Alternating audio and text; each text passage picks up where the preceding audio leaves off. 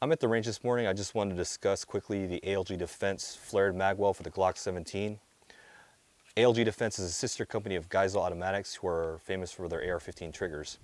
I actually saw this product at SHOT Show 2013. It was unmarked at the time on the Geisel booth. They didn't have much details, and I figured it was a prototype of some sort. But a couple months ago, I was online. I discovered this photo, and I went and found ALG Defense's website and their Facebook page, and discovered they released this, I think, roughly in October, November of 2013. So I was at SHOT Show 2014 this past week, stopped by the Geisel booth, found out they're actually selling these, some of these at the show, so I picked up two, one in black and one in sand, which are the two colors they're offering at this time. It's anodized aluminum. I have the black one installed here on the 17. I left the sand one at home. Unfortunately, I didn't bring it with me, but this is what I have installed in the gun. It fits with two parts and two screws. You have a brass plug that goes into the back of the magazine well, the grip, and then a screw holds that plug in place. Then you put the skirt itself over the grip, and then that's secured in with a second screw, which goes through the skirt into the brass plug. So it's secured in there pretty well.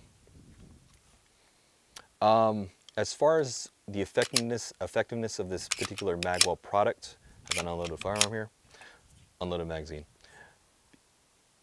Your main benefit is when you're trying to load and you're in a high stress situation, whether it be a match or you're in some sort of combat situation. You have to, if you load, you usually know if you don't load dead on, you're fumbling with the mag. Sometimes you'll hit it wrong and you might drop it if you're fumbling with your reaction hand and gripping the magazine. But the Flared Magwell gives you a larger area in which to hit the magwell, so that allows you a little bit more leeway as far as not coming in dead on, and if you're coming in at a slight angle and not straight, at least it'll guide you in there and you have less likelihood of a bad reload as far as slowing you down. The second benefit, what I actually like, or I find it better for me as far as what I'm gaining out of this, is when I'm hitting when I'm loading the magazine, I'm spreading the pressure of my hand across this larger area when I'm hitting my palm into it. The one main thing of that is it feels more comfortable on a fast reload if I'm hitting it hard and I want to just jam it in there. As you can see with this Glock 19, which is unloaded mag, you're hitting all your force against the bottom of the magazine itself, so it's not as comfortable. And then the other key issue of that is sometimes you get what's called Pom Pinch if you're fumbling around with your magazine or you've got a bad grip on it and you're just trying to get it loaded as fast as possible. You might come in, swing up, you got a bad grip, you'll pinch your palm, the meaty part of your hand, in between the floor plate and the grip itself. And I've had that before. I was being stupid and pinched my hand, and it actually is enough to like maybe cut you, but it's not very comfortable at all. So that's what I actually like out of this Flared Magwell as far as benefits. So standard magazines, Glock 17 mags, fits nice and flush with the bottom of the magwell itself. No issues whatsoever as far as insertion. I have a modified one with the Arredondo base plates. As you can see, no issues with this whatsoever.